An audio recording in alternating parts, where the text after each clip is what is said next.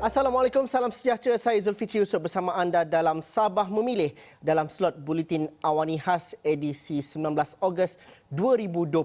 Jika kita menghitung hari, tarikh pilihan raya pengundian pilihan raya negeri Sabah pada 26 September 2020, rakyat Sabah dan juga ahli politik mempunyai masa 38 hari lagi. Dan untuk menuju ke penamaan calon 12 September 2020, 24 hari lagi menuju ke tarikh itu, bermaksud ada 24 hari lagi untuk parti-parti politik menentukan siapakah calon yang terbaik untuk diletakkan untuk dipilih oleh rakyat Sabah. Dan dalam aspek itu, dalam pada kita bercerita dan juga meneliti bagaimana perhitungan parti-parti politik, semalam satu sidang media dilakukan oleh Datuk Seri Abdul Rahman Dahlan, bekas ahli Parlimen Kota Belud yang juga ahli majlis tertinggi UMNO malam tadi, dan ini antara apa yang dikatakannya semalam. Kami mempunyai pandangan begini. Meletakkan seorang individu yang berdepan dengan masalah mahkamah, yang terpaksa turun naik mahkamah, dalam keadaan kita berkempen dan meyakinkan rakyat Sabah untuk mengundi UMNO adalah satu strategi yang bakal memakan diri kita. It's a suicidal move. No party in the whole world would put someone who has an active court case, attending court cases, becoming the leader of the party going into an election. You name me any country. Itu kata Rahman Dahlan, Datuk Seri Abdul Rahman Dahlan semalam, yang di mana beliau mengatakan bahawa meletakkan Datuk Seri Bung Mokhtar Radin sebagai Ketua Jentera untuk menghadapi pilihan raya negeri Sabah adalah tindakan bunuh diri buat UMNO. Jadi rakan setugas Hasim Hassan yang kini berada di Penampang Sabah mendapatkan juga reaksi daripada Datuk Seri Bung Mokhtar sendiri. Hasim, apa cerita UMNO Sabah ini? Sudah pasti cerita mengenai reaksi daripada ahli UMNO, Bung Mokhtar sendiri dan juga rakyat Sabah secara keseluruhannya diteliti oleh Hasim pada hari ini. Dan sejauh manakah ianya memberikan cerminan kepada persediaan UMNO untuk menghadapi pilihan raya negeri Sabah? Apa ceritanya, Hasim? Ya, terima kasih Zul di Bukit Kewangan, dan pastinya sejak malam tadi selepas saja sidang media tergempar oleh Datuk Seri Abdul Rahman Dahlan itu, saya sempat mengirimkan pesanan ringkas kepada Datuk Seri Bung Mokhtar Radin. Bagaimanapun tiada jawapan daripada beliau.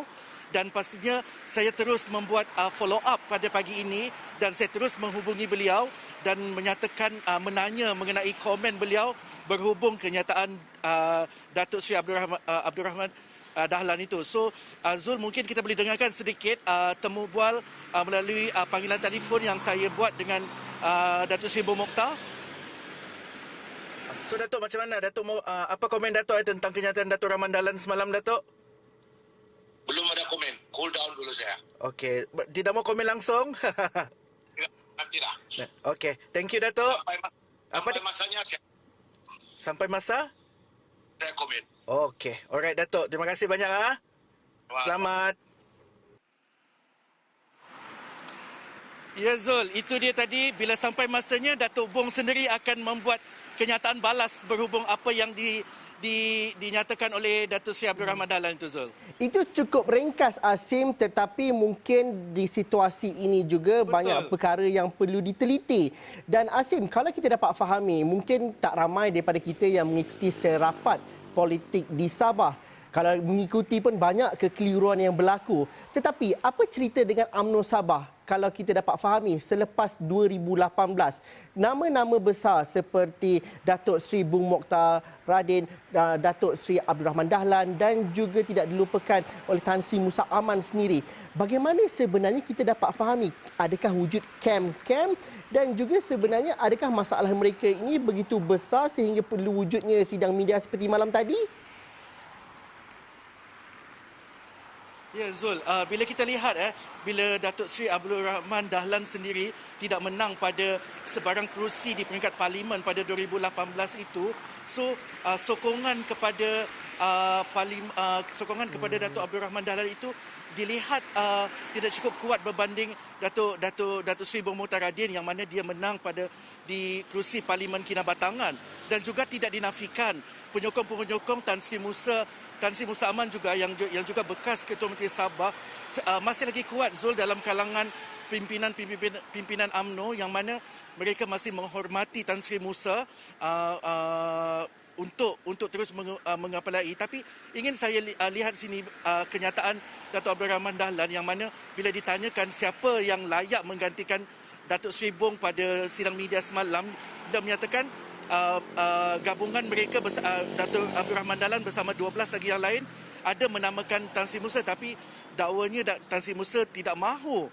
So saya sempat bertanyakan juga perkara ini kepada ahli-ahli UMNO di akar umbi mengenai perkara itu, dan kita dapat lihat Zul, ada yang lebih melihat kepada perkara ini perlu kita selesaikan dalam kepimpinan parti itu sendiri tanpa perlunya sidang media yang seolah-olah menunjukkan perpecahan dalam UMNO Sabah itu sendiri.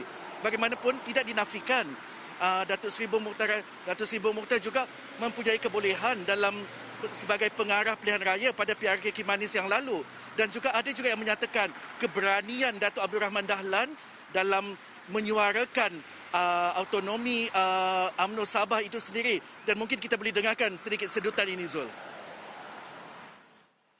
Dan pada ketika ini kita dalam pilihan raya, jadi apa yang saya sarankan, kita perlulah bersatu hati, bekerja sama bersama-sama, tolak segala perselisihan agar kita dapat menuju ke pilihan raya dengan selesanya, dan kerana kita mempunyai satu common goal sebenarnya untuk kita menumbangkan kerajaan yang ada pada ketika ini.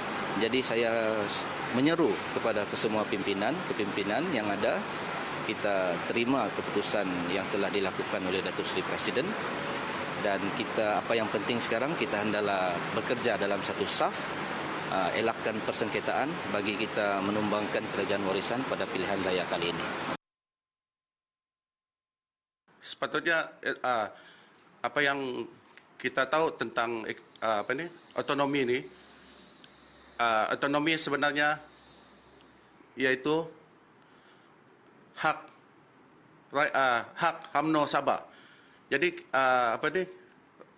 UMNO Sabah telah diberi kuasa oleh UMNO pusat untuk mentadbir UMNO itu sendiri, dan sepatutnya kepimpinan UMNO Sabah itu daripada orang bilang bergeser.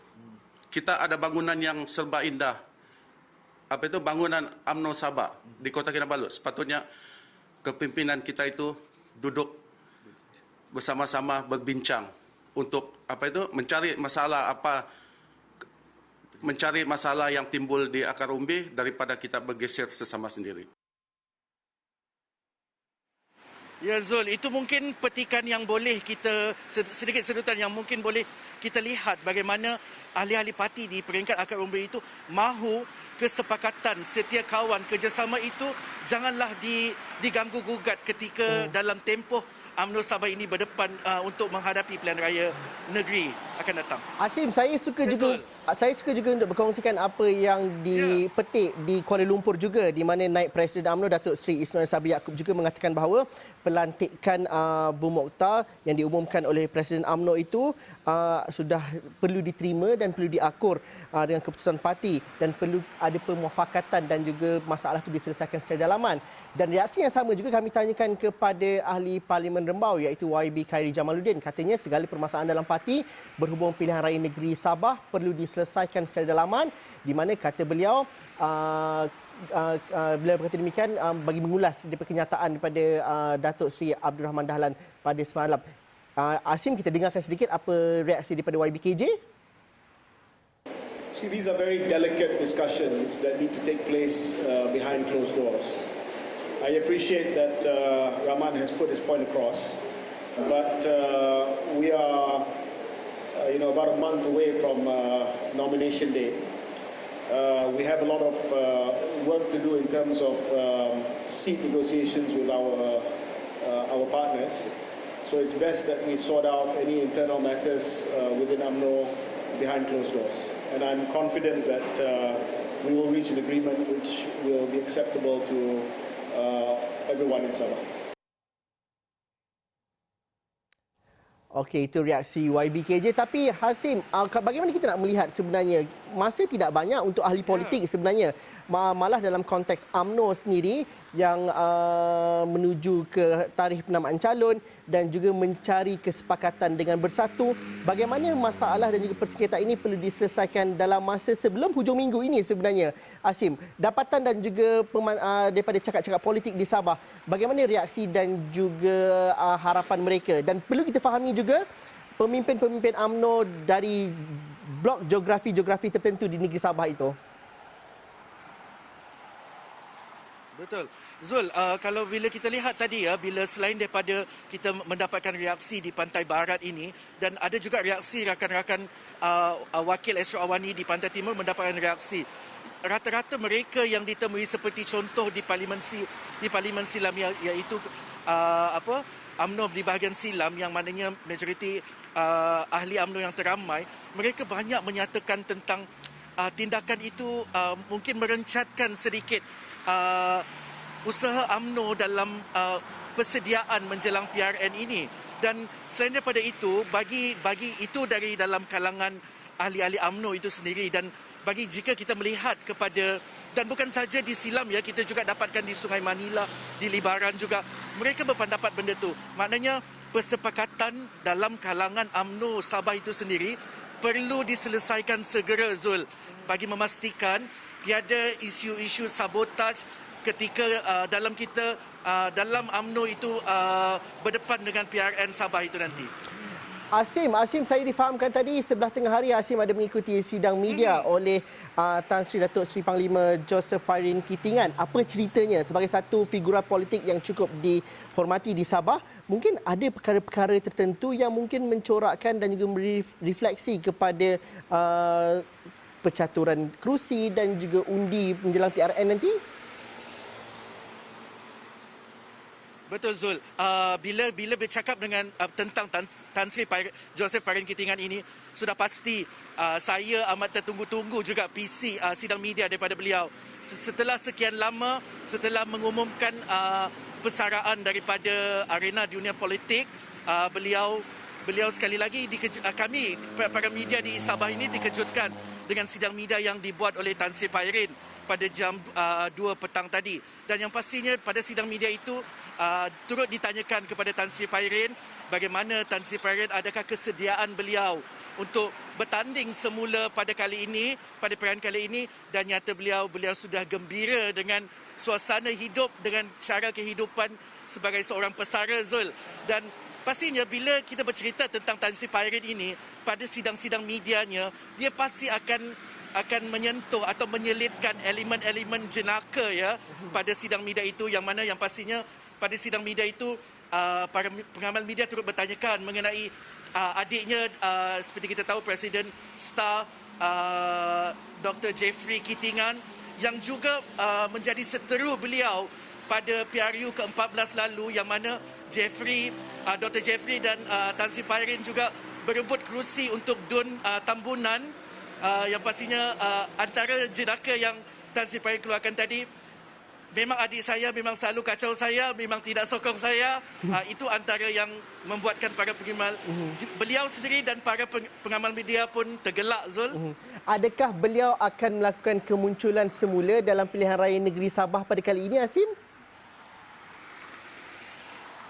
Tidak, beliau lebih selesa dengan cara kehidupan bersara dari arena politik, Zul. Tetapi bagaimanapun ditanya juga mengenai sama ada kesediaan beliau untuk membantu jentera PBS, Parti Bersatu Sabah, sepanjang kempen pilihan raya negeri ini. Beliau mengatakan perlu melihat kepada SOP sebab keadaan sekarang kita berdepan dengan COVID-19. So beliau dengan faktor umur beliau menyatakan lebih baik mungkin beliau melihat dulu bagaimana kaedah itu nanti. Asim, terima kasih berlintas langsung bersama kami dalam Sabah Memilih pada hari ini. Asim Hassan anda boleh ikuti di Twitter beliau dan juga laporan-laporan beliau menerusi astroawani.com. Saya lepaskan Asim untuk petang ini. Pastinya kalau ada perkembangan menarik nanti boleh dikongsikan bersama kami di astroawani.com.